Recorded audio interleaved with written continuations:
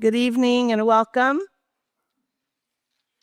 I'm Alyssa Trackman. I'm the Executive Director for the Tennessee Holocaust Commission.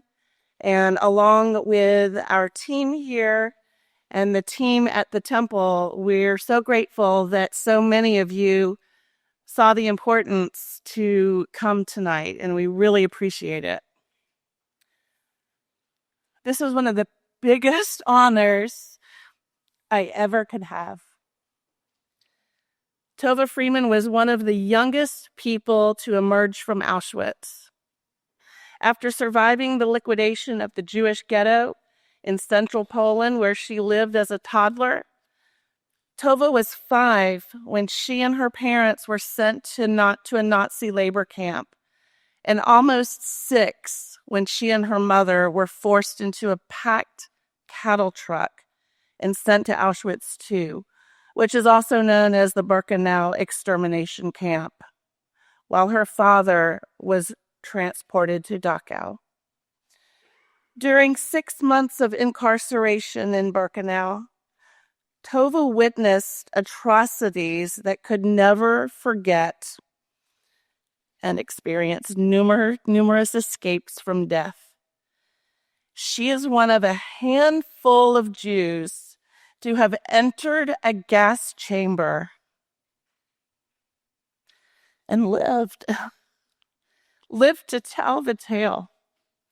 As Nazi killing squads roamed Birkenau before abandoning the camp in January of 1945, Tova and her mother hid among corpses. After being liberated by the Russians, they made their way back to their hometown in Poland. Eventually, Tova's father tracked them down and the family was reunited. In her book, The Daughter of Auschwitz, Tova immortalizes what she saw to keep the story of the Holocaust alive. At a time when it is in danger of fading from memory, she has used those memories that have shaped her life to honor the victims. Written with award-winning former war reporter Malcolm Brabant, this is an extremely important book. Brabant's thorough research has helped Tova recall her experiences in searing detail. Together, they have painstakingly recreated Tova's extraordinary story about one of the worst crimes against humanity. It is truly my honor to welcome Tova Friedman. First, I want to thank you so much for inviting me, really, because, one of our fears, I think all of us, that we will be forgotten. I think we all feel like this, whether you've been in Auschwitz, whether you haven't, whether you didn't accomplish as much as you hoped for, but you shouldn't be forgotten. And Holocaust survivors, as you said, the rabbi said, we have no families, or very few families, and then they don't remember, and it seems so far away. So I'm so happy that I'm able to talk. This year, we had the 80th anniversary of commemoration of Auschwitz. 17 people were there from Auschwitz, 17. 5 years ago, there were 130. Now that's natural, but it's very scary. There'll be no more. We will not meet again because 5 years from now, they do it every 5 years. There'll be nobody around. So the question is, when we're not around, who's going to tell our story? And the stories that you'll be seeing will be on television, movies, and so forth. People will say, oh, that's doctrine. You can do anything you want with it. You can put words into people's mouth, and especially the young people. People are now in college. So I'm so very happy that I could share with you my experiences.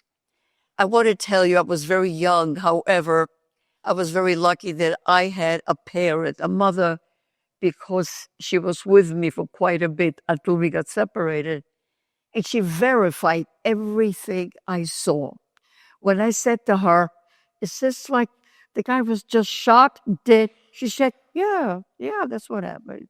When I said to her, what does it smell when we arrived to Auschwitz? She said to me, it's the dead bodies.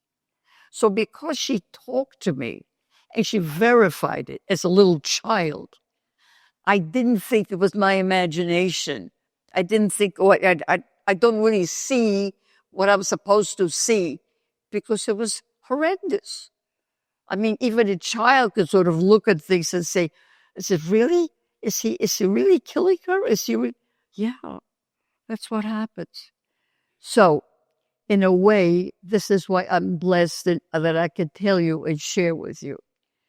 When we walked out of Auschwitz, I was exactly 6.5 years old. She and I walked to the train that was going to take us home. And she said to me, remember. These were sort of her words, and I'm not sure she knew what she meant. I am not sure she understood how important these words were, but I heard them, and I said, oh, I'll remember. And before we left Auschwitz, I'll tell you the story how I got there, but before we left Auschwitz, she took me around to show me all kinds of things.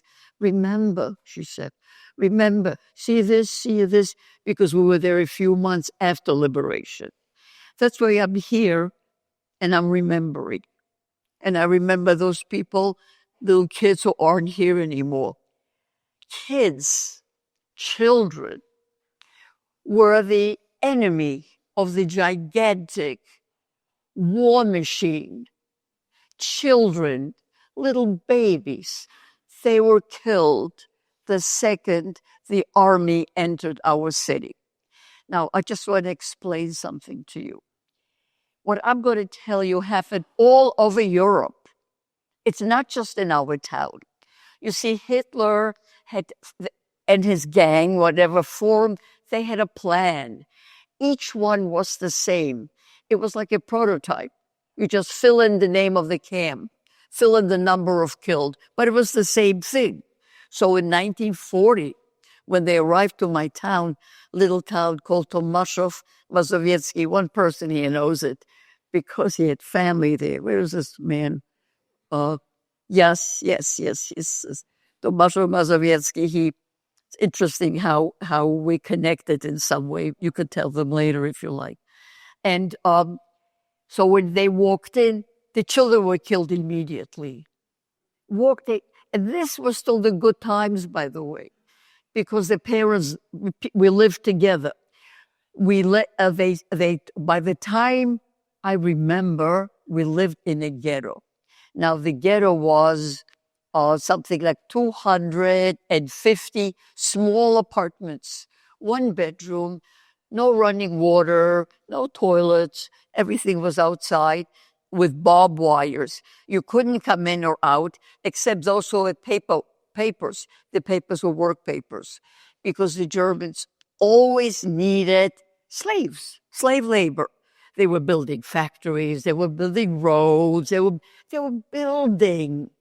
Because in order to win a war, you need things. You need ammunition factories. You need places that you can benefit from. The German army. So they used the slaves. We used us.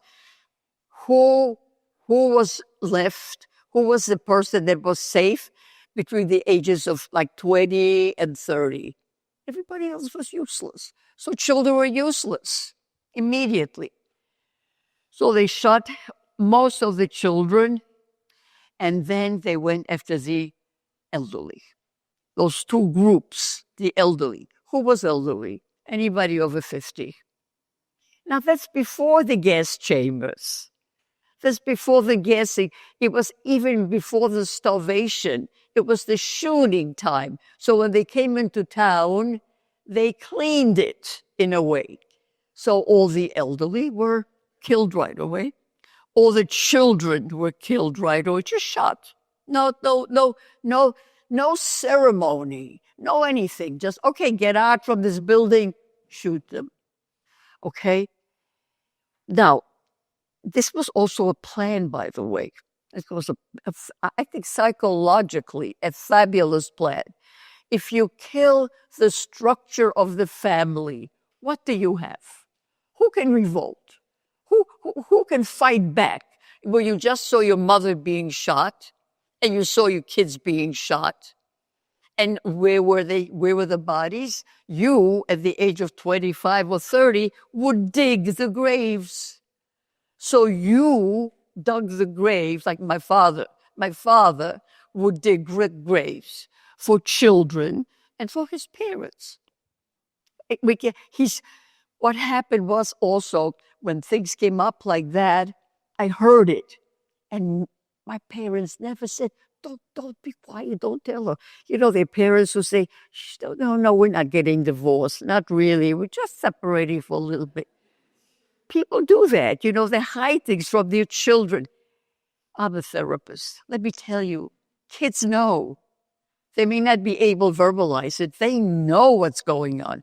And my parents felt that I should know because if I ever am alone, and I was alone for at least 6 months, I have to know how to survive. In order to know how to survive, you have to be smart. You have to know what's going on. So they let me hear everything. So I remember when my father came in and he said, I just put them on a truck. He met his parents. I knew what he was talking about. So they were killed with all the other elderly. I even knew the style because he told my mother how it was. All the elderly people were undressed. They were facing the graves that their children had dug, the adult children, and they were shot in the back and they died. And they immediately went into the grave. Very efficient. This happened with children also. What happened to the clothing? The clothing was taken from them, and my mother worked in one of those clothing factories, cleaned and washed and ironed and sewed and put into packages and sent to Germany for the families of the Germans. Everything was being used. It was a factory. Everybody had a job. If you didn't have a job, you were killed. They also killed all our doctors, all our lawyers, all the teachers, all the rabbis. You know why? It's very clever. Kill the structure of a people. Kill the support system.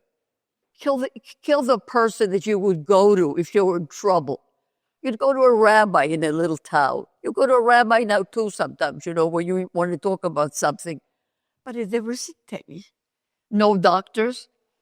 So, all of us lived in this ghetto in a feeling of constant and immediate death. I remember I had an Uncle James. I always talk about him. He was really my favorite. I was 4.5. I would sit on his lap. And then one day my father said, Uncle James isn't coming anymore. I knew what that meant. It meant he was shot. And this is a story he told my mother, and I heard it. He was born in Germany. He knew German. He thought he's an intellectual. He'll go to the Gestapo, and he's going to be a interpreter. Perfect Polish, perfect German. But they killed all the intellectuals. He was shot right there in the Gestapo headquarters, where he went to thinking he's going to get a special kind of a reprieve. Gone. Very slowly, then one day, we lived, there were 30 people in that little apartment. I don't know the number. It was very crowded. I was under the table because it was scary. But my mother said, just stay there. She fed me there. I had a blanket. I had maybe some toys, maybe some kind of a doll. But I could hear everything. And I began to recognize steps, who was who. And one day they came in, took my grandmother, my mother's mother, and shot her. Shot her right outside the house. It was one of the things that it was almost expected. And when we went Sometimes I went with my mother to, they gave us, what do you call them? Like, uh, to get food. I'm thinking in Hebrew now. If you speak too many languages, you get older. Different languages come into your head. The little cards for food, and I saw all these kids, and I said to her, "What are they doing?" She said, "They lost their parents. Their parents died of typhus." I didn't know what typhus was, but I knew the word. These kids were orphans. They were walking around looking for their parents, looking for food, nothing. And my mother said, "And I can't even give them any food. I don't have any food to give them." So I saw the ghetto, but most of the time I was inside. There, the ghetto became less and less people. And the rumors was they were going somewhere. They were sending people somewhere. And I remember my mother kept saying, where's my family?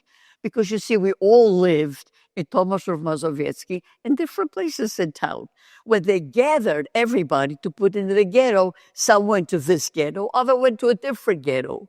They brought people from other towns. The ghetto was not homogeneous. People came and went. So you didn't know anybody, and you didn't know where your family was. And my mother kept saying she had 9 brothers and sisters. They all had 10 children. They were Orthodox Jews. They came from a Hasidic family. And she kept saying, I have to find out where somebody is. No. By the way, she never found out until her death. She died at the age of 45 in America. She never found what happened to them. Never. And she was the only survivor. So after this, there were rumors. And my father said, we're going to a different place. Okay. We all went outside. We were packed. They walked in and they say, walk out now, half hour from now. You don't question anything. You walk out, and there was a train waiting. That's the first time I saw a cattle car. And they said, okay, they started pushing people in. But look, let's say the cattle car took 1,000 people, 1,000. What happened if the town had 1,500 or 2,000? They shot the others. There was no space. So you shoot them. Because when they moved us to another ghetto, to a different place, this ghetto had to be pristine. It has to be clean. You know why? Because they were always scared that in case the Red Cross comes or somebody else, they denied that they were killers. They just denied. In fact, I have such a bad feeling towards the Red Cross. I know they do good things, but I know what they did during the war.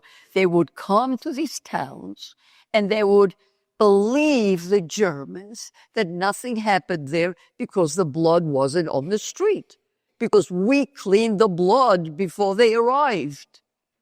So we made to clean the town, everything, and I think most of it went to Treblinka. Each ghetto had a designated concentration camp. This was Treblinka, death. So I remember I was with my parents, maybe 50, 60 people were left, the lucky ones to clean up. And we walked from place to place, and I was so scared. I never let go of my mother. I held on to her, and we went from place to place, picked up bodies, because it had to be perfect or you'd be shot. And I remember going into a room. There were kids' toys, so I picked them up, didn't touch anything, just put it away in its place. So if anybody were to come, nothing. There were even dead bodies or people who died in their beds or people who were very sick who didn't even want to go. So the German who was with us, he was watching us as how we cleaned, would shoot the person. And then my father took the person and had to bury them somewhere. Sometimes we had a communal grave, and sometimes there is a grave from Tomaszow, which I went to visit after the war. And I remember my father mumbled something. Years later, I said, "What did you say?" He said, "The Kaddish." Now, you know what the Kaddish is, right? You praise God. How you could praise God when you are just burying all these people is beyond me, even to this day. But that's what Jews do. That's what he did. So we left the ghetto and we came to a new spot. In fact, my mother said, "Oh, we finished cleaning. We're useless. They're going to kill us." But they didn't. Took us to a next place. There was a place called Starchowice. It's Polish name. There was only work.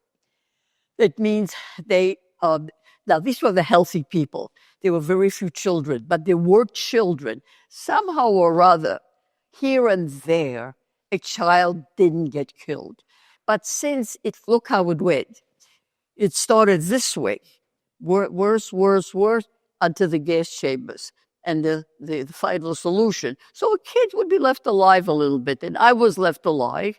I was exactly 5. I remember then. I didn't know my age. But now, it was April 5th, so September 5th, my birthday, September 7th, when we came to that ghetto. I never saw my parents. A whole day, they were working from morning to night, and that's my mother taught me survival skills. Because I was alone, she said, the first thing you do is have no eye contact. Eye contact, she says, is the most dangerous thing because it's recognition. When you look at somebody's eyes, you get to know who they are. I don't want you. I don't want you should be recognized by anybody. You should be invisible. And when you see them coming with the dogs, stand still, don't run. Now that's completely counterintuitive. You're a little kid, you see a dog that you're absolutely frightened of, the terrible German Shepherd, you run. No, she taught me. And that's how I learned that rules will save me because I stood still, no matter, I closed my eyes when the German came, and she told me, if you wear anything on your hair, take it off. Look down. And throughout the entire war, I looked down. I was too scared to have eye contact. I saw the Germans to the belt and their hands extended with those dogs. Anyhow, one day they took all the children. They put them all on a wagon. I knew where they were going because my parents were digging graves the day before. After they worked, they came home at night. My father had to do some more. All the men. It was the kids. I knew it was the kids. So my mother said, we have to hide you. So there was a crawl space. She hid me there. And from that window, tiny little window, I saw all my kids, all the kids I played with. I remember she put her hand very tightly, very, very tightly. They had black and blue marks here for weeks. And from then on, I couldn't go to the street anymore. She put a heavy blanket on the window. I did not go near that window because she told me not to. I learned. She knew the world that I didn't know, but she talked to me and I listened. And I stayed there, I don't know how long, a whole day by myself until she and my father came home at night, and then we slept together. But the moment she got up in the morning at 5 or 6, when the trucks came, because she went to work in the ammunition factory. By the way, I visited the ammunition factory with my daughter. We went there, and it's there. It's the factory's owned by Germans even now. It's there. And so when she came, one day she comes and she says to me, you don't have to go to the room anymore. You can go out. I could not believe it. Really? I could go out? So I remember walking out. I haven't seen sunshine in such a long time. And I said, what are you doing? She was doing something in the room, putting things together. She said to me, we're going to Auschwitz. Just like that, we're going to Auschwitz. Now, by the time I was 5.5, I knew what Auschwitz was. Not really. I knew the name. Treblinka, Majdanek, Auschwitz. It was a normal name to me. And I knew that nobody would come back, but I didn't really know. I was so happy to be outside. And I remember my father said, I hear the rumors that you're gassing people. And he said, it's not possible. Here we are in the middle of Auschwitz. Here we are. I mean, in the middle of the war. No, it can be. It can be. How can they take healthy people, put them into a gas chamber and kill them? It just didn't make sense. But let me tell you something, which is because apropos, because it's Passover. Later on, I learned it was Passover. As my parents were working a whole day, there was still maybe 15, 20 kids were left before they were taken on the truck. We were given some flour and water, and we were told to do it very quickly, make flat things, and put it on a makeshift stove. There was like a tin top, and under it she put, this woman put the newspapers and something that was burning. And she said, do it very fast. And she gave us a fork, and we made little holes in it. And she kept saying, put the flour and water, that mush that you made on this heat. And she turned it over. And I remember her words, hurry, hurry, hurry. And I said to myself, there are these Germans that are sitting with their machine guns. I could feel it in my back. If I don't hurry, I'll be shot. That was my thought. Years and years and years later, to make a kosher matzah, it takes 18 minutes. Maybe it was that. I don't know. But I remember that feeling of hurry up and don't eat it. She said, don't eat it no matter what. Not eating something after you're starving, absolutely starving. But I didn't. The kids didn't eat.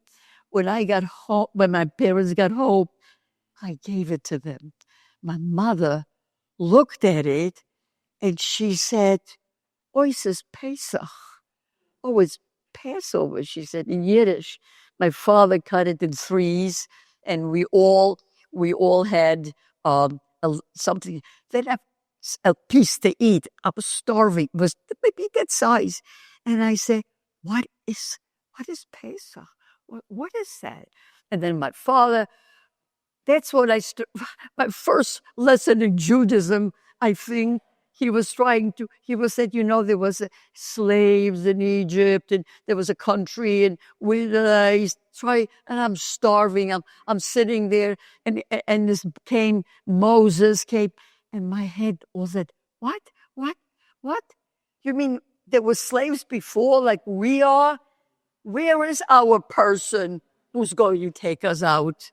I remember those thoughts, because what did Moses mean to me, Moshe? What that had to mean. So after the kids were gone, and after they decided to eliminate everybody, the cleaning up started as usual. The cleaning up, and when we were ready, when the place was very, very clean, we started again. The second time I saw the cattle car. We started walking, and that's where my parents got separated. My father met with the men, I went with the women, and it was hard to get on because it was very tall. He picked me up, and he said to me, be a good girl. And he was crying, be a good girl. I said, I will be. And with my mother, I went into the cattle car. 36 hours later, I don't know. I did not know the hours. I found that years and years later.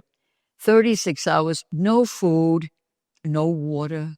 The worst thing for me at my age was going to the bathroom. You have no idea what a problem it is. When I said to my mother, I have to go. She said, she didn't even answer. Either she didn't hear me or she didn't know what to say. She was holding me around like that. It was very hot, by the way. Very hot because all the women were stuffed together. There must have been 100 women in that particular compartment. There were many different ones, and the men, we didn't see them. They were in the different ones. And then I realized everybody's going where they're standing. We are no longer people. People don't need privacy. People don't need, we are nothing. Animals don't have clothing. Animals can go wherever they want. We have become animals. That trip from Starchowice, which is a town, to arriving into Auschwitz changed us, as I remember that. And when the door opened, there were all this feces and dead people, and then came a squad. See, I have to go quickly because I need questions. Came the men's squad to clean. Why did they clean those compartments?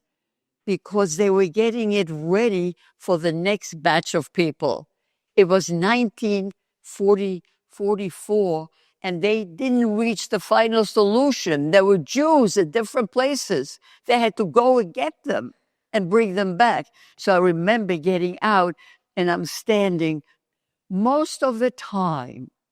Always, children my age went straight to the crematorium. There was absolutely no question. What happened that day? I don't know. One of the things that happened was that they had just worked so many hours and days before. They'd killed thousands of people, and it was a Sunday, and they only had 4 gas chambers going. In Auschwitz, there were 5. They didn't want to open the 5th. Besides, Auschwitz-Birkenau, it's just a matter of time when you're going to go. It doesn't matter when. So they let us in. They got us undressed. Again, clothing disappeared. Naked. People walked around naked all over Auschwitz all the time because we weren't human. Why do we have to wear clothes? So that I'm walking around naked, and see, I didn't hear all the orders. Men come around and they keep checking us. They were looking for any diseases because you go straight to they had enough time to just get rid of the people who were ill. The gas chambers. And then they take us to a room and they shave my hair. That's again, give me some schmattes, some clothes to wear. My hair is shaven by a woman who puts me on a bench because I'm so little. She picks me up, and I can't find my mother. She finds me, and she says to me, "We made it. We're going into Auschwitz." It's a big thing, The doors, we find a barrack. Somebody gives us a barrack. We're assigned to one. We get a middle place. She again picks me up and now rules again. She says, "Listen, there'll be lots of people sleeping with us, lots of women. You cannot move around while you're sleeping because everybody will have to move. And you can't go to the bathroom anytime you feel like it. You just can't. You have to go together with us. What if I said, I can't hold it in? You will, or you will die." And another thing, you getting a cup, tin cup, a spoon, and a bowl. If somebody steals it, you'll die of starvation. They don't look at faces. They'll just give it to you, or you're sticking out your hand to get some food. If you don't have one, you'll die. Let me tell you, nothing. I watched it constantly. Nobody. I understood what she meant. I got it. I somehow got it. And when she gave me a piece of bread, she says, "Oh, I can't eat. My stomach doesn't feel well." I said, "Mom, you're going to die."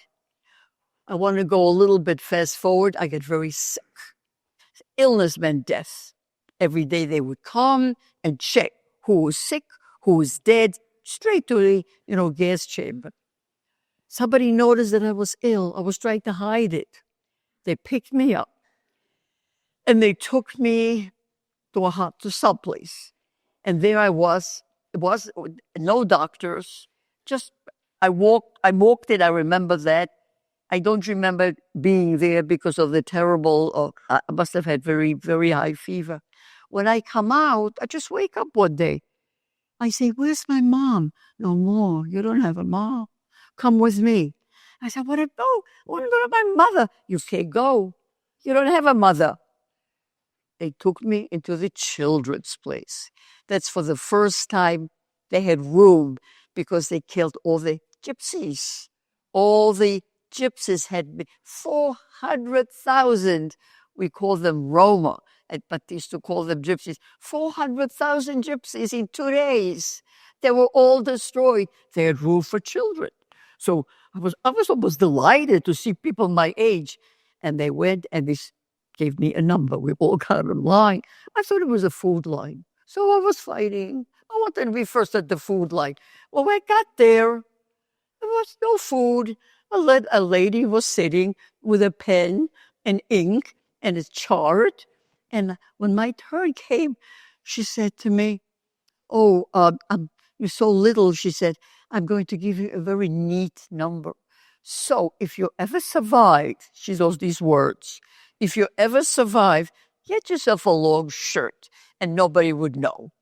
I said, oh, I didn't even know I'd survive. I expected to die. I expected everybody was dying. That's the way life is. And then she gave me the number, 27,633. And she said, say it. I don't know what to say. I don't know any, I can't figure out the letters. An A in front. It took me years and years to learn numbers. I had such a thing against numbers. But she said, I'm going to say it. I'm going to say this and you follow. She was kind. She was afraid that if I don't learn it, something terrible will happen to me because they used to call us a pit. We used to stand outside for hours and be counted. Now you don't have to stand outside. Now you were counted before you had the numbers. Now that you have numbers, they call the numbers out. Children did not have to go outside, but I had to know the number. So I remember walking around, trying to remember it because it was so dangerous. But I learned it. I didn't know what I was saying, but I learned the phraseology. And she gave me a rag and she said, put it in the water and press it. Don't rub, but it'll swell. She was killed right afterwards. I remember her as a kindness because her hand was shaking as she was doing this, And I said to myself, that lady, she doesn't like what she's doing. And I always think of her because she helped. I spoke to other kids who were tattooed the same day, and they remembered that her hand was shaking, that she was forced to do it. And when she finished tattooing about 50, 60 children from the age of 3, 4, 5, she was killed. Her job was done. She was Jewish. Her job was done. I could go to so many things. I was there close to 6 months. And then I just got to go a little bit fast forward. One day we heard that we're getting food. You have to understand about food. People ask me about hunger. There is no way to describe it. Anything that myself or any Holocaust survivors tells you about hunger, it's not true. It's more than we cannot express it to you. There is no way to say it. So when I heard we're going to get food, it was like, I don't know. It was something fabulous, but I know what it meant. I was smart. You know what it meant? The barrack next to us, about a week earlier, also got food in the morning, and they all went to the gas chamber, and they never came back. I know what the food meant, but do you know? I didn't care. I was so hungry, I did not care what would happen after I eat. So I remember eating. We got all dressed, whatever we had. It was freezing outside. And they we had pairs. I had a little girl. I was in the back, and we're walking down to the gas chamber. It's about a 15, 20-minute walk. And on the way, I heard my name, my real name. And I said, who knows my name? Nobody knows my name. It was my mother. I recognized her voice. I said, she knows my name. And she said, but I didn't see her. There were lots of women. They all looked alike. But she said, where are you going? I said, to the gas chamber. And the women started screaming because they had these kids. Some of the kids were theirs. I remember like it's today. I said to the girl next to me, why are they crying? Every Jewish child goes to the gas chamber. So what's it? I said that to her. And I kept walking. I wasn't upset. That's what you do. So we walked. The steps going down, turned to the right. We went down, gigantic waiting room, very, very big, gray, cement gray, and numbers all around. Here we go with the numbers. By the way, I only recently learned my Social Security number. I had a thing against numbers. So again, they said, remember the number. I don't know a number. Because if you take off your clothes and you come out of this room, which was the shower room, we knew what it was. You have to get your clothes. I said, okay, just in case. I need to know where my clothes are. So I remember looking at the person next to me, looking what her clothes look like, because I'd never remember the numbers. So, and we wait, and it's freezing outside. We have naked, again, naked. We had some little, not real towel, schmata, I would say something, but the cold was like, and we were huddled together. Some kids were crying. I never cried because my mother told me crying is very bad. She said, if I cry and the Nazi will see it, they will enjoy my crying. It hurt me more. That's what she said to me. So I never cried. But the other kids cried. They were older. Some of them were younger. It was, when we started walking, it was daytime. Now it's dark already. We still haven't eaten anything, and we're freezing. There was an order, get dressed, go back. I tried to find out what it was. First, I don't have the date. The person who wrote the book with me, he's a reporter, and he did a lot of effort. He lives in London, so he tried. What happened? Why was this transport not gassed? We were ready to walk into the gas chamber. We don't know, except that maybe the Allies were coming. And at one point, Hitler gave an order, stop the gassing.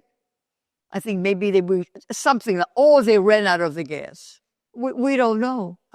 I thought in my head, oh, they got the wrong barrack. Maybe they'll take us next time.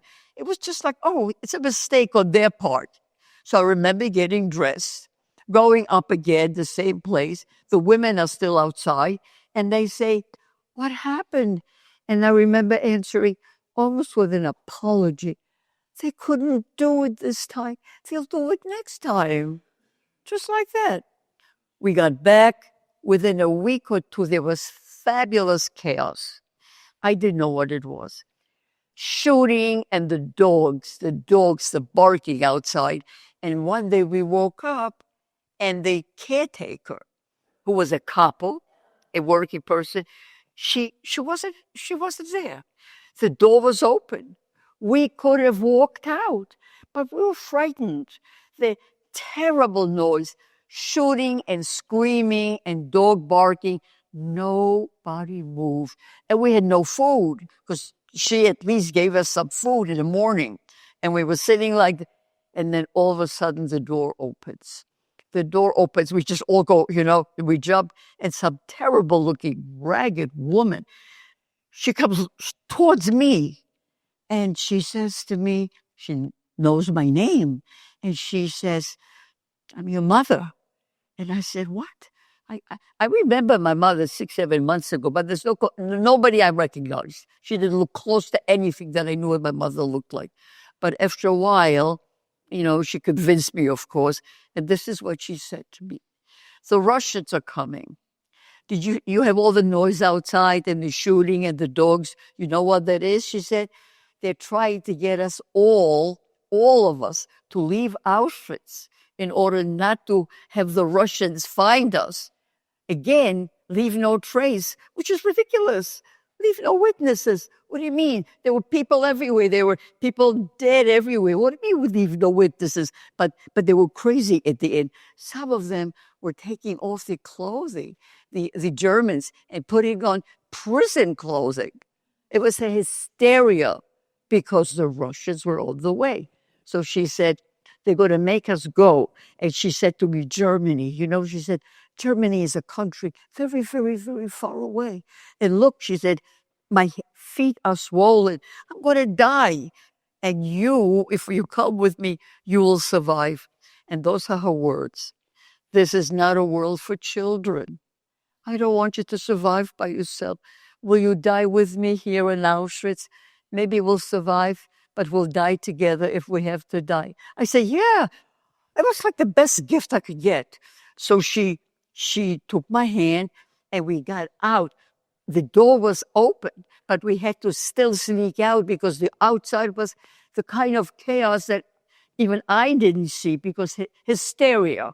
The Germans were hysterical, pushing and shooting. And the dogs, they were wild. They were just killing people. And somehow we walked very against all the barracks, and we came to a place. She opened the door, and it was only women, and they were lying on. It was like a hospital, but without us, no doctors or anything. It's a hospital, and she goes around touching every face. She just goes from body, from corpse to corpse. I don't question my mother. She knows what she's doing. I don't know, but I'm holding on to her until she comes to a corpse that she likes. It was, I looked up, it was like this, I looked in, there was a woman, pretty. Maybe now I know she was 20 or 22. Here, at that time she was some lady, and she had just died because she was warm. She was still warm. My mother said, get in. Took off my shoes, and she uncovered the woman, and she took me and manipulated my body in such a way where my breath was to the ground. And she said to me, whatever happens, you're not to breathe, so the blanket should move. Nobody should know that you're there. I understood that. I got that. I know what she was doing. So I remember I had under her arm here. My head was under the woman's arm, and the woman's arm was out here, so that the corpse was half uncovered, because they were looking for people who pretended to be corpses. And this corpse was a real woman who died.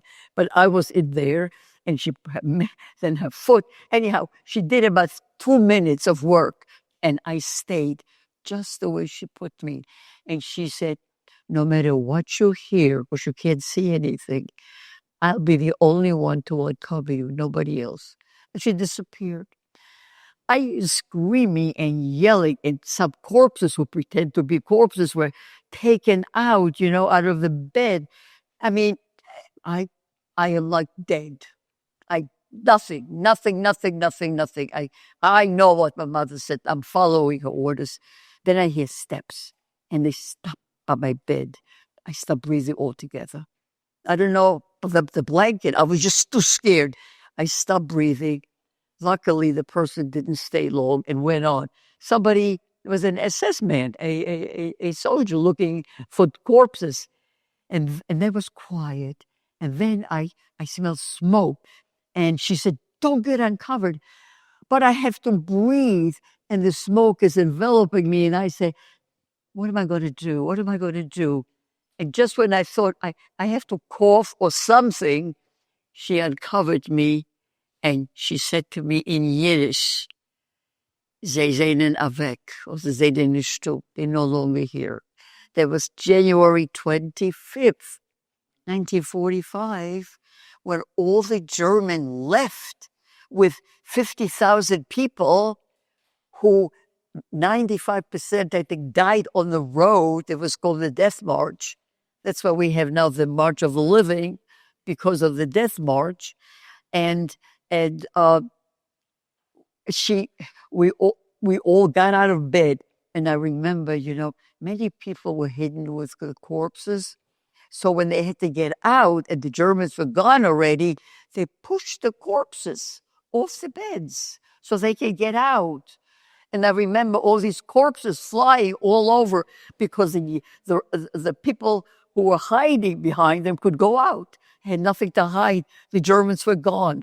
And we all walked. It was freezing out there. I couldn't find my shoes. So I walked without my shoes. It was snowing. And we walked to the electrified gates, which was still electrified because the Russians hadn't come yet. The Russians came 2 days later, January 27th. So between 25th and 27th, we were inside the camp without the Germans and without the Russians. But then, of course, the Russians came, and I remember that very well because they had to work on stopping the electricity. I remember that, jumping off trucks, having equipment, screaming and yelling and so forth. And that's how I always think of, I was exactly 6.5 years old. And that's how I think of it as my birthday, January 27th. Because, and let me just give you quickly. My mother always used to say to me, I'm going to show you what happens to people if after so many years of not eating, they overeat. And she took me around Auschwitz. There were all these people dying of dysentery and whatever, because if you don't eat, now the Russians cook these gigantic vats of soup and lots, like for the soldiers. They didn't cook for us. They cooked for their soldiers. And they gave it to us. People were dying. So for the first day, she gave me a dry piece of bread. I was starving, and I was going to hide and find, because they were baking bread. They had a hospital, and they baked bread. I wanted more bread. She held on to me. You will not eat anything except what I give you. The second day, she gave me one piece of bread with butter. The third day, she gave me a piece of bread of butter and sugar. Now, how she knew about nutrition, I have no idea, but she taught me so much while we were in Auschwitz. Showed me places where things were made of human skin. And she kept saying to me, remember. And I should have sort of said, yeah, but I don't know what she meant. 6.5, remember. Yeah, I remember. But I never thought I would have to remember to talk about it. And then another thing she said to me, you don't know what a wonderful family you come from. You have cousins and aunts and uncles. Oh, you don't know. You'll see the Jewish holidays. You don't know anything. You've got such a wonderful world. You know what happened? Not a single person who came back. We had nothing. Absolutely nothing. Not a cousin, nobody. Out of hundreds and hundreds of children, 5 came back. 5 children. And I'm the youngest. And there was one more person is a relative, your relative, who stood in front of me to get the number because we thought it was food. And she was a year older, and we were fighting who's going to be ahead in the line. And I used to tell her, Rutka, I know your number because you got it right in front of me. So she's gone. There's nobody left. One more person is left. She's 90. So in a way, I represent a town that's no more. Nobody is left. No one anywhere. And no family, because she realized that I will never meet her family because there isn't any. So when I come and I talk about it, as if I'm putting a stone, on the grave of these people. And I thank you for listening. That's it.